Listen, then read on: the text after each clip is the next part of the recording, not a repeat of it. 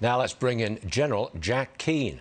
General, you heard that. We got a report from the Brits that you've got 30 trainloads of Russian troops in Belarus, 60 battle groups surround Ukraine. It looks like an invasion is imminent. You agree with that? No, I don't think so. The troop deployments to Belarus are not complete yet. They won't be complete till maybe as late as the second week in February. The ground is certainly ready in terms of it being frozen for heavy armor warfare. But Putin is off to the Beijing Olympics on February the 4th.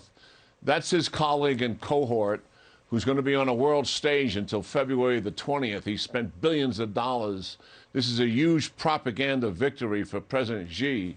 I don't see Putin distracting for that by starting a major war in Europe and taking all the media attention away from the Chinese. So I don't believe it is imminent. I think we're actually entering a fairly serious diplomatic phase right now because the United States and Russia and European partners are talking again, but this time talking a little bit more seriously in terms of negotiations. There's never been negotiations before. Everybody's stamping out what it is they want and what it is they won't do. Now we're beginning to talk about where the middle ground is. So that tells me something about Putin. He's still looking for what? He's still looking for concessions. Okay. Concessions short of using military force. He'll take that deal every single time.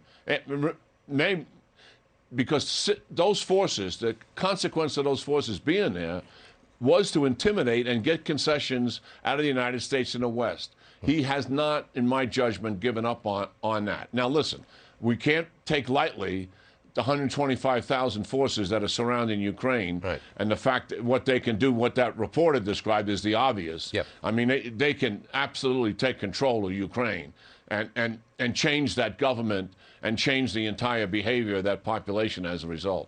Now, earlier on the program, just a half hour ago, we interviewed former Ambassador Kurt Volker. He'd worked with Mike Pompeo on the Ukraine situation.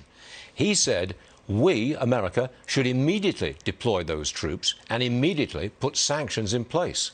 In other words, take action now. What do you say, General? No, I totally agree. I believe President Biden had made a serious strategic error here, and that is not to use preemption actions prior to an invasion to deter. After all, he has gone to the option of using the threat of consequential action after an invasion to deter the invasion. And that has always been fundamentally flawed in my view. Yes, those troops should have been in NATO countries weeks ago. Secondly, we should have put increased American trainers inside of Ukraine. We have 150 in there. We should have increased that training capacity. We should have significantly increased the arms to Ukraine. We're giving them small arms. Nice to have, certainly. We're giving them anti-tank weapons. We've been doing that since the Trump administration. What do they want in addition is what we should have been giving them.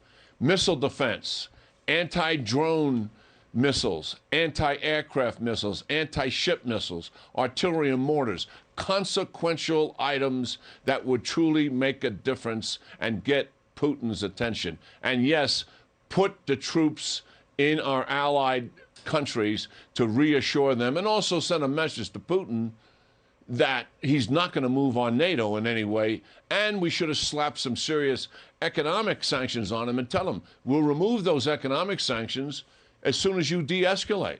Okay. We did none of that. And that was a strategic mistake. But do it now. Okay, General Keane, out of time, but always good to talk to you. We'll see you again soon.